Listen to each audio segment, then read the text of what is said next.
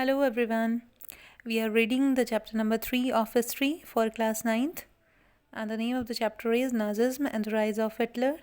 अभी तक हमने कवर किया है बर्थ ऑफ वीमर रिपब्लिक, उसके बाद हमने radicalism and effect economic crisis पढ़ा था और इकोनॉमिक क्राइसिस में हमने देखा था कि किस तरह से जर्मन मार्क की वैल्यू जो है वो बहुत ज़्यादा डिग्रेड हो जाती है, बहुत ज़्यादा कम हो जाती है और $1 ख़रीदने के लिए हमें करोड़ों से भी ज़्यादा मार्क देने पड़ते हैं क्योंकि जर्मन करेंसी को बहुत ज़्यादा प्रिंट किया गया इस वजह से।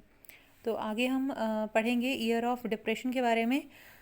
यूएस ने जर्मनी की हेल्प की जब वो इकोनॉमिक क्राइसिस वहाँ पर चल रहा था, तो यूएसए ने काफ़ी हेल्प की जर्मनी की और कुछ एक शर्तों में उसको छूट दे दी, जो कि ट्रीटी ऑफ वर्साइलेस जो चल रहा था उसमें कुछ एक जो शर्तें थी वो थोड़ी सी लीनियंट हो गया अमेरिका जो है जर्मनी के ऊपर।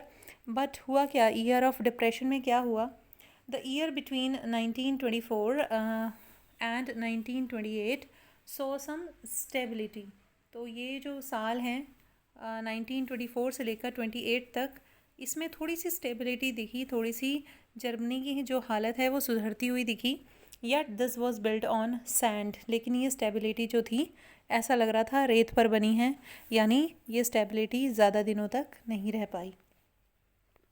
German investment and industrial recovery were totally dependent on short term loans largely from USA. Germany की जितनी भी इन्वेस्टमेंट थी या इंडस्ट्रियल रिकवरी थी वो ज़्यादातर डिपेंड थी लोन्स के ऊपर, और वो लोन्स कौन दे रहा था? मेनली ज़्यादा पार्ट जो है अमेरिका दे रहा था, यूएसए, और थोड़ा बहुत दूसरे देश हेल्प कर रहे थे। This support was withdrawn when the wall street exchange crashed in 1929। But 1929 में क्या हुआ कि वॉल स्ट्रीट एक्सचेंज जो है वो कोलैप्स कर गया, और उसकी वजह से वॉल स्ट्रीट एक्सचेंज जो है एक शेयर मार्केट है अमेरिका में, और वो जो है विड्रॉ कर गया, क्रैश कर गया, तो अमेरिका ने अपना सपोर्ट भी विड्रॉ कर लिया। अब वो जर्मनी की कोई हेल्प नहीं कर रहा था, और अमेरिका के साथ साथ यूएसए के साथ साथ दूसरे देश भी जो जर्मनी की हेल्प कर रहे थे उन्होंने भी विड्रॉ कर लिया। Fearing a fall in prices, people made the frantic efforts to sell their shares. क्योंकि वॉल स्ट्रीट एक्सचेंज क्रैश कर गया था, इस वजह से लोगों ने अपने जितने भी शेयर्स थे वो सस्ते दामों पर बेचने शुरू कर दिए। On one single day 24 October 30 million shares were sold, यानी लगभग 1,30,00,000 के शेयर जो है सिर्फ एक दिन में 24 अक्टूबर का दिन था वो उसमें बेचे गए। This was the start of the great economic depression, और ये 1929 में सिर्फ स्टार्ट था ग्रेट इकोनॉमिक डिप्रेशन का, यानी हालात इससे भी बदतर होने वाले थे। Over the next 3 year between the 1929 and 1932 the national income of USA fail by half. 1929 से 1932 की अगर बात करें तो यूएसए की जो इनकम थी वो आधी रह गई थी, यानी पहले अगर 10 लाख रुपए उसकी इनकम थी तो कितनी रह गई? 5 lakh. This was the start of the great economic depression. ये रीड कर लिया हमने। Factory shut down, export fail, farmers were badly hit and the speculators withdraw their money from the market. तो इसका असर किस तरह से देखने को मिला?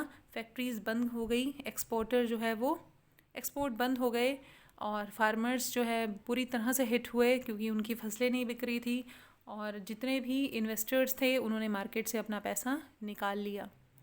The effects of this recession in the US economy were felt world wide.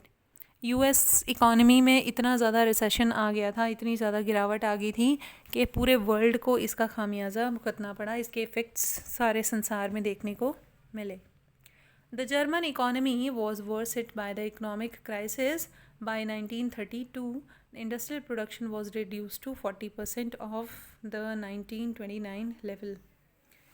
अब जो है जर्मन इकॉनमी को वर्स्ट हिट होना ही था क्योंकि जर्मनी पहले ही हिल गया था फर्स्ट वर्ल्ड वॉर के बाद, इतना कुछ जो है उसने गंवाया था, तो और ऊपर से इकोनॉमिक क्राइसिस भी आ गया, तो उसका जो इंडस्ट्रियल प्रोडक्शन था वो 40% तक गिर गया।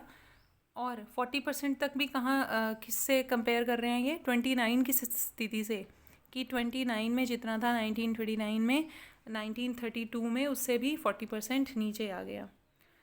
The workers lost their jobs or were paid reduced wages. The number of unemployed touched and unprecedented 6 millions. तो जो अनएम्प्लॉयड वर्कर्स थे उनकी संख्या बढ़ती जा रही थी. फैक्ट्री जो मालिक हैं उनको क्योंकि फ़ायदा नहीं हो रहा था, इसीलिए वो वर्कर्स को निकालते जा रहे थे और अनएम्प्लॉयड लोगों की संख्या बढ़ती जा रही थी. 6 मिलियन तक पहुंच गई थी.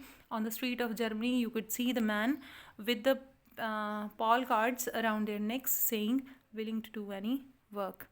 और हम देख सकते हैं कि जर्मनी में उस समय सड़कों पर घूमते हुए लोग जो है अपने गले में एक कार्ड लटकाए घूमते थे और उस कार्ड पर लिखा रहता था willing to do any work, कि वो कोई भी काम करने के लिए तैयार है, क्योंकि उस समय वो अनएम्प्लॉयड हो चुके थे. Unemployed youth played cards on simply sat on street corners or desperately queued up to the local employment exchange. जो अनएम्प्लॉयड यूथ थे, जितने भी नौजवान थे वहाँ के, वो क्या करते थे, ताश खेलते थे या बैठे रहते थे कॉर्नर्स पे, और या तो लाइनों में लगे रहते थे एम्प्लॉयमेंट एक्सचेंज की, ताकि उन्हें कोई जॉब मिल जाए. As jobs disappeared, the youth took a criminal activity and total despair become commonplace. तो जॉब जो है डिसअपियर हो गई थी क्योंकि लोगों को नुकसान हो रहा था, और लोग जो है फिर क्राइम की तरफ चल पड़े, और क्राइम जो है जर्मनी में बढ़ गया. जो नौजवान थे वो चोरी करने लगे थे, हत्याएं करने लगे थे, तो क्राइम जो है बहुत इंक्रीज़ हो गया जर्मनी में.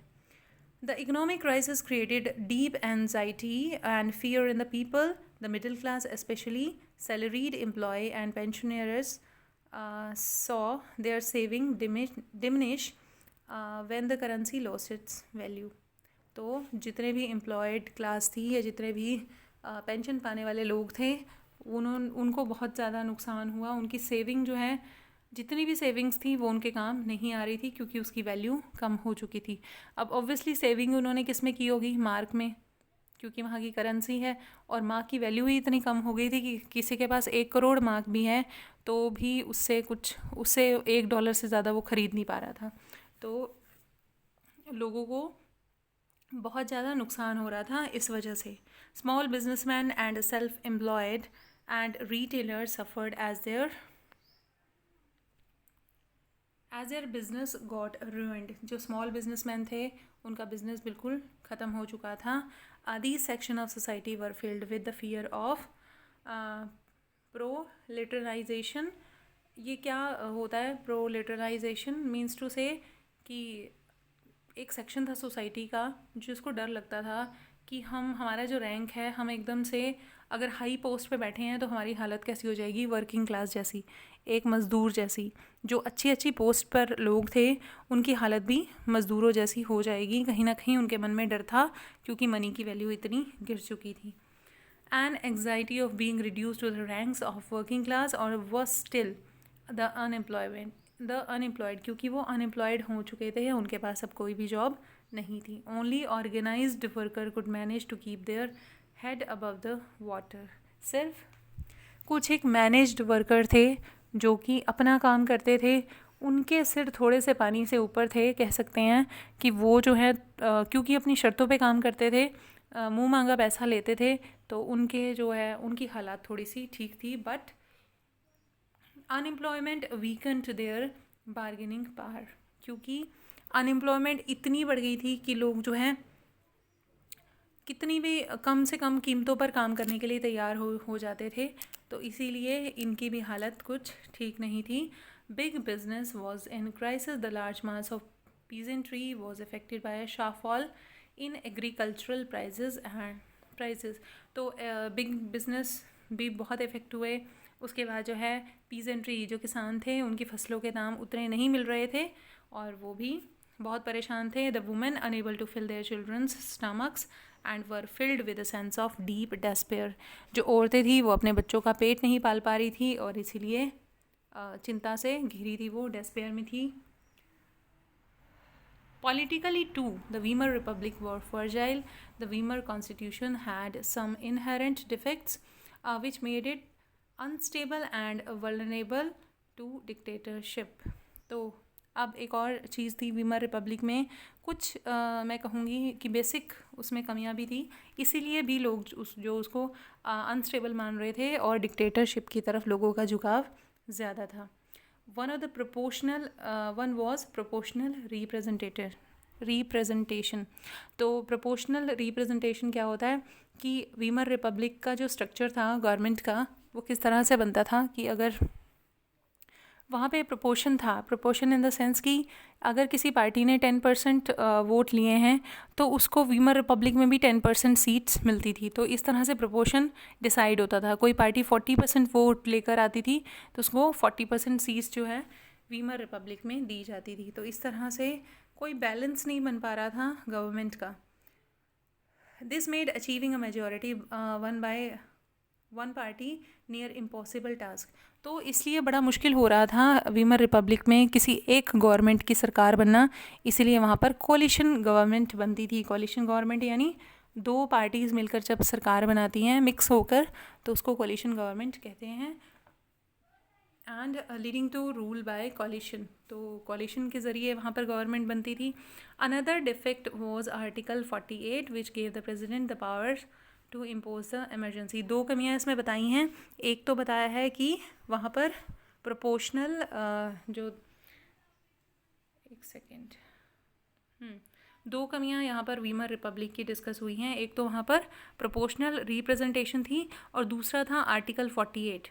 आर्टिकल 48 के अनुसार जो वहाँ का प्रेसिडेंट था वीमर रिपब्लिक में, उसको एक पावर दी गई थी कि वो इम्पोज कर सकता था एमरजेंसी किसी भी समय.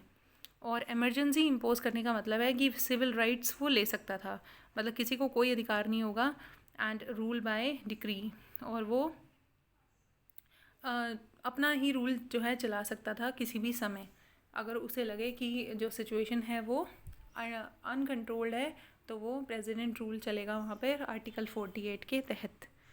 Within its short life, the Weimar Republic saw the 20 different cabinets lasting on an average 239 days and a liberal use of Article 48. और अब जो है वीमर रिपब्लिक का अगर हम हाल देखें तो 239 डेज़ ये वीमर रिपब्लिक रही है और यहाँ पर 20 कैबिनेट्स बनी है उस दौरान. Yet the crisis could not be managed, क्योंकि ये जो क्राइसिस था ये भी मैनेज नहीं हो पाया. जो इकोनॉमिक डिप्रेशन आया या जो इकोनॉमिक क्राइसिस आया उसको संभाल नहीं पाई वीमर रिपब्लिक. और ऊपर से एक और उस पर इल्ज़ाम लगा हुआ था कि उसने ट्रीटी साइन की थी फर्स्ट वर्ल्ड वॉर के बाद, और इसलिए भी लोग जो है अपना कॉन्फिडेंस खो रहे थे वीमर रिपब्लिक से. People lost confidence in democratic parliament system which seems to offer no solution. तो अब जो है लोगों का विश्वास जो है सरकार से उठ गया था और वो कुछ नया चाहते थे अपने गवर्नमेंट में. तो नेक्स्ट पार्ट में हम रीड करेंगे Hitler rise to power. Till then bye. Hopefully आपने ध्यान से सुना होगा.